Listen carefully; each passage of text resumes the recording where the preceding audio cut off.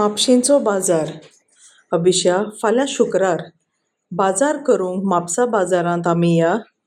आई, आमी वचूंकूच जाय. दर शुक्रारा ही बाजारपेठ जाता.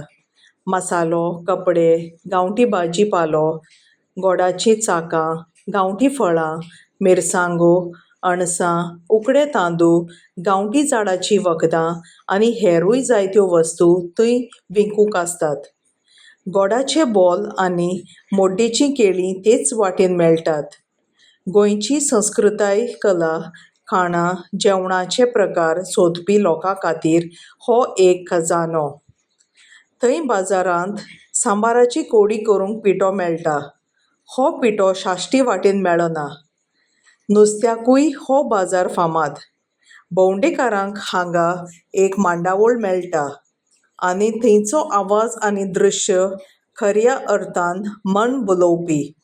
बाजारांत भोंवतना गोंयचीं खाणां, जेवणां घेवंक मेळटात आनी जेवणाच्या वासान तोंडाक उदक सुट्टा. म्हज्या आईन एक पणस, मिरसांगो आनी सांबाराचे कोडयेक थोडीं भिरमां घेतलीं. आमी सगळो बाजार भोंवून थकलीं. वाटेर उशीचो रोस पियेलीं आनी घरा परतलीं. खरेंच म्हापशेंचो बाजार एक अगळो आनी याद उरपी खरेदी अणभव दिता.